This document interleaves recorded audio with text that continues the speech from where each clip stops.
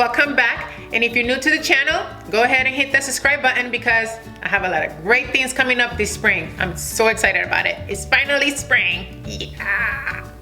Anyway, the weather's getting better and a lot of you are going to start throwing parties. So this week, I want to show you how I set up my dessert tables, and also I want to show you how you can style your dessert tables on a very low budget. And stay tuned to the very end of this video because I have a cool giveaway that you don't want to miss. Here we go. Anyone who knows me well knows that I love to throw a good party. So over the years, I come up with a ritual on how to put together my parties, especially my dessert tables, because dessert table, I feel like they're the heart of the whole party. You know, they set the mood, it looks so pretty and inviting, and it just makes everything look better. So I'm gonna give you a step-by-step on how I set up my dessert tables. First thing I do is decide on a theme and colors. The theme is usually based on what the party or who the party is for. Is it a baby shower? Is it a birthday party, a Halloween party, Christmas party? So depending on the theme, then you know that's how you can guide yourself to a color. So after I decide on the theme, I go on Pinterest and look at a lot of pictures, and also Google. I look on Google, but I have to cut myself off because once you start looking at pictures on Pinterest, on Google, you get crazy with, you know, pinning pictures or saving pictures. So, you know, give yourself a day to look at pictures and get ideas and then narrow it down. The next thing I do is decide where I'm going to have this dessert table. I don't mean the location, I mean the tables that you're going to use. Are you going to use an 8-foot table, a 6-foot table, 4-foot table? Are you going to use a buffet table? Are you going to use a dresser? With that, you know what jars and platters you're going to need because you need to work around the space that you have. There are 3 setups you can use, but it all depends on how many guests you're going to have and what type of party. This is a single focal point setup, which is the setup that I use the most. What that means is that the focal point is right here in the middle. The focal points are usually the items that are the highest. And right here, this will be the single focal point if I had an actual cake. And then everything else descends. So this will be right here, and then everything else comes in. So the shortest items to the front and the tallest to the back. This setup is perfect for parties at home or small to medium-sized parties. If a single focal point is not your cup of tea or you want something a little bit more grand, I will suggest a dual focal point, which means that you have 2 focal points.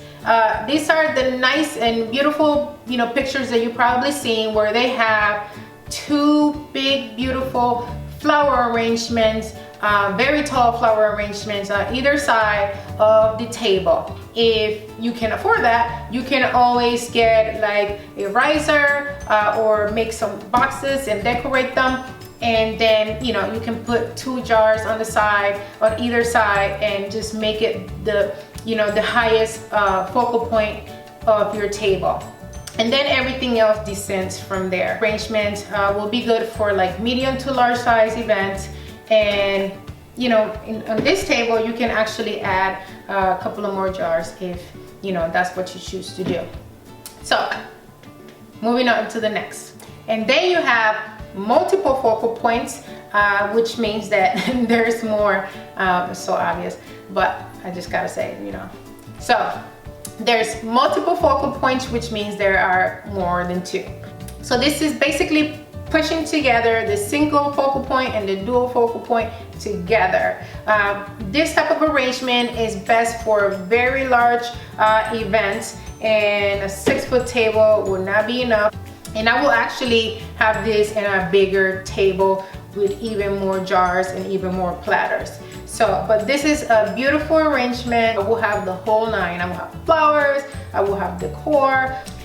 Once I figure out what setup I'm going to use, the next thing I do is figure out what desserts I'm going to use to fill up these jars and these platters.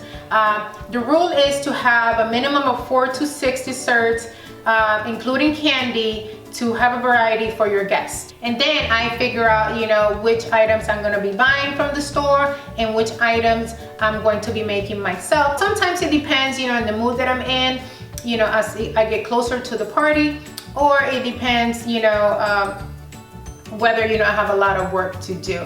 So that always varies. But if it's a small party, I usually end up making the desserts, so marshmallow pops and cake pops and Oreos dipped in chocolate, and I can even make my own cupcakes. So, you know, so that's that. So that's something to consider depending on your the party size, or if you have any time to make these. Once I establish all of that, I start working on my backdrop, which is usually a big DIY project for me. And I also think of other decorations like flowers or balloons or anything that I will use as a prop. I also work on my printables, which are the signs and the labels, which always make a table look well put together. And with that said, I'm very excited to show you a dessert table I just styled. The theme is spring, and it's so like bright and beautiful and flowery and everything. It just makes me happy looking at it. So affordable because I got all items from the dollar store. I mean, the dollar store has great things. Some people are afraid to go there. I have no idea why. Or maybe they think it won't be quality things, but you know what? I find that, you know, that the dollar store has come up. It really has. From when I, you know, growing up, the dollar store has really come up, guys. So the next time you think you have to spend a lot of money on your dessert table, remember this awesome, beautiful, yummy, and inexpensive one.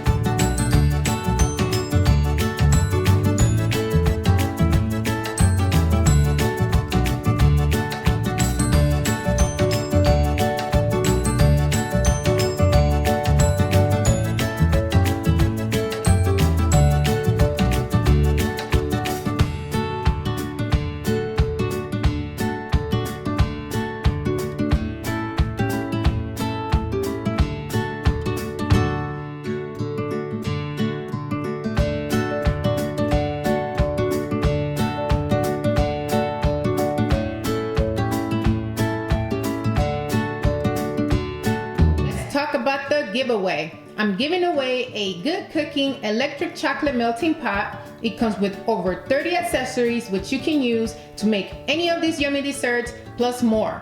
To qualify, all you have to do is subscribe to my channel, like this video, and comment with your favorite dessert. Then share this video on your social media account with the hashtag #TheMeltingPotProject.